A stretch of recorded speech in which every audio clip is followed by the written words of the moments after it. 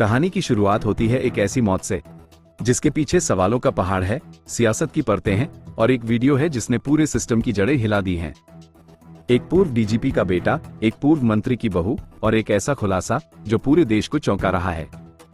हरियाणा के पंचकूला से आई ये कहानी किसी फिल्म जैसी लगती है, लेकिन ये हकीकत है, बेहद खौफनाक और रहस्यमयी। 16 अक्टूबर की देर रात पंजाब पुलिस के पूर्व डीजी और राज्य मानवाधिकार आयोग के पूर्व प्रमुख मोहम्मद मुस्तफा और उनकी पत्नी, पंजाब की पूर्व कैबिनेट मंत्री रजिया सुल्ताना के बेटे अकील की संदिग्ध हालात में मौत हो जाती है। अकील घर के अंदर बेहोश मिले, परिवार उन्हें अस्पताल लेकर गया, लेकिन डॉक्टरों ने मृत घोषित कर दिया। पर असली कहानी यहीं से शुरू होती है, क्योंकि मौत से पहले अकील ने एक वीडियो रिकॉर्ड किया था और वही वीडियो अब पूरे मामले का रुख बदल रहा है। इस वीडियो में अकील खुद तारीख बताते हैं, आज 27 अगस्त 2025 है, और फिर वो खुलासे शुरू करते हैं जो किसी को भी झकझोर दें।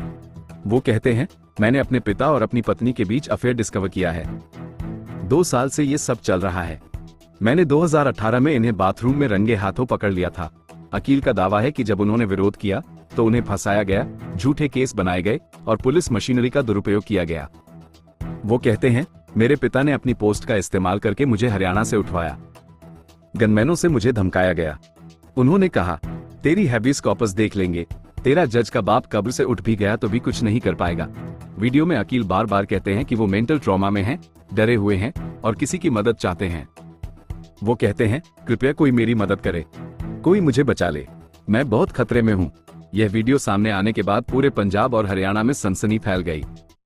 लोग सवाल पूछ रहे हैं, अगर अकील को इतना डर था तो क्या उनकी मौत सिर्फ दवा के ओवरडोज से हुई, या फिर वाकई कुछ छिपाने की कोशिश की जा रही है? अब इस मामले में एक नया मोड़ आता है। पंचकूला में एक प्रेस कॉन्फ्रेंस होती है। वहां शमशुद्दीन चौधरी नाम के व्यक्ति सामने आते हैं। वो खुद को अकील की मां रजिया सुल्ताना का पड़ोसी बताते हैं। वो दावा करते हैं कि अकील ने पहले भी सोशल मीडिया पर लिखा था, मेरी डायरी पढ़ी जाए, और इसके कुछ दिन बाद अकील की अचानक मौत हो जाती है। शमशुद्दीन कहते हैं, 3 तारीख को उसने पोस्ट डाली थी, 7 तारीख को उसकी मौत हो गई। वो लगातार मदद मांग रहा था। अगर प्रशासन उस वक्त एक्शन लेता तो आज वो जिंदा होता। उन्होंने पुलिस कमिश्नर को लिखित शिकायत दी है और निष्पक्ष जांच की मांग की है। उनका आरोप है कि अकील को घर में बंदी बनाकर रखा गया था और उसकी मौत ओवरडोज नहीं, साजिश का नतीजा है। अब सवाल हैं, बहुत गंभीर सवाल। क्या अकील की मौत आत्महत्या थी या हत्या? क्या एक पूर्व आईपीएस अफसर अपने ही बेटे के खिलाफ इतना जा सकता है?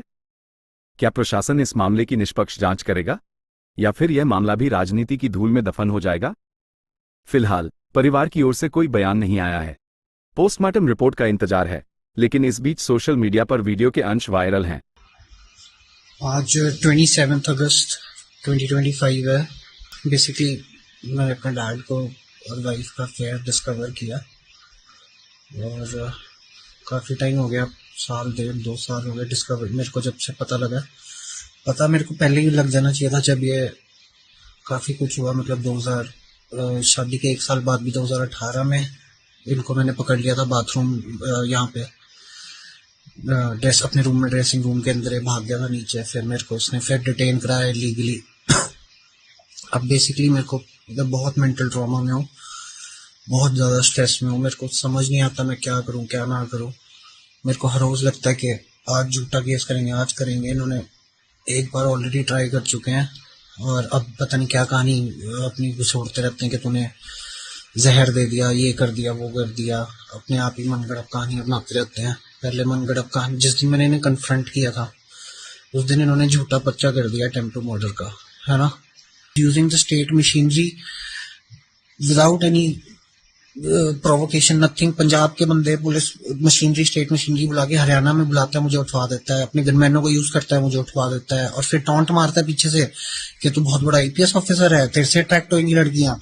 मतलब ही इज वेरी प्राउड कि ये बच्ची को, मेरी बीवी को, एक यंग लड़की को इसने फंसाया हुआ है। उसके साथ इस गंदे संबंध, इसके घटिया आदमी के संबंध मेरे को डराते हैं कि तूने कोई स्टेप लिया, कुछ लिया तो हम तेरे पे रेप केस करा देंगे, हम तेरे पे मर्डर केस करा देंगे। मीनवाइल इनको पता है they're in total violation of law ये कर रहे हैं by not giving me my proceeds from my partnership agency. I am in a contract with the Indian oil thing I'm in a contract with them and they're literally denying me the money because I want to move out, है ना। पर इनका plan है कि हम इलेक्शनों के बाद करेंगे सब कुछ। So I have no idea what to do. Somebody please help me. Somebody please save me. ये मुंह पे बोलता है बंदा, इसको कोई, the most frightening thing is इस आदमी को कोई डर नहीं है मेरे बाप को। ये मुंह पे बोलता है तेरी हेबियस कॉर्पस देख लेंगे, तेरे जज का बाप कब्र से उठ के आ गया तब भी कुछ नहीं कर पाएगा अगर तुझे मरवा दे, क्योंकि कोई एविडेंस ही नहीं होगा। And this is how he has been doing things. जब भी ये कुछ करवाता है there is no evidence to be found, police is in hand in glove with him. क्या एविडेंस मिलेगा, व्हाट विल बी फाउंड? 27 तारीख को वीडियो आती है 1.5 महीना पहले, तो उसमें इन्होंने एलिगेशन लगाए हैं, काफ़ी सोशल मीडिया पे आई थी। तो हम लोग सोच रहे थे उसी टाइम कि हम लोग हाई कोर्ट जाएं या प्रशासन को करें। वैसे तो प्रशासन का काम था शो मोशन एक्शन लेते और इसको पूछते कि क्या दिक्कत है। तो मुस्तफा जी के कौन है? सर कुछ नहीं है, रजिया सुल्ताना जो है मेरे पड़ोसी हैं। तो उसके बाद ये है कि हम लोग उसके बाद 3 तारीख को ये एक पोस्ट डालता है वो अपने इंस्टा पे कि ये डायरी मेरी पढ़ी जाए। तो फिर अचानक कल सुबह एक मैसेज आता है कि उसकी अचानक डेथ होगी। तो हम लोगों को शॉट लगा कि यार ऐसे कैसे डेथ होगी, एक बच्चा मान लो इनके पास है। फिर ये कहते हैं कि ये मंदबुद्धि है या ये कहते हैं ओवरडोज होगी। सर 3 तारीख उसका एक मुस्तफा साहब को FIR हुई है उनके ऊपर मलेरकोटला पुलिस स्टेशन में।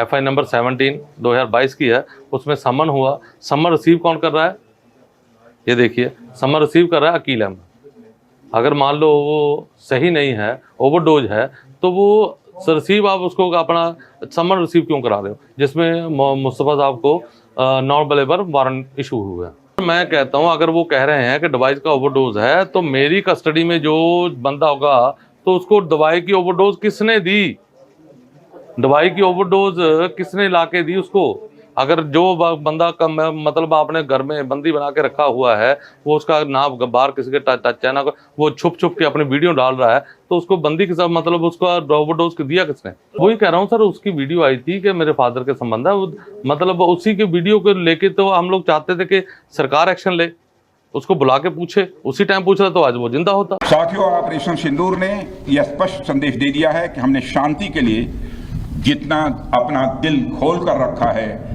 शांति को नष्ट करने वालों के विरुद्ध उतना ही अपना हाथ भी खोल कर रखा है। ऑपरेशन सिंदूर अभी खत्म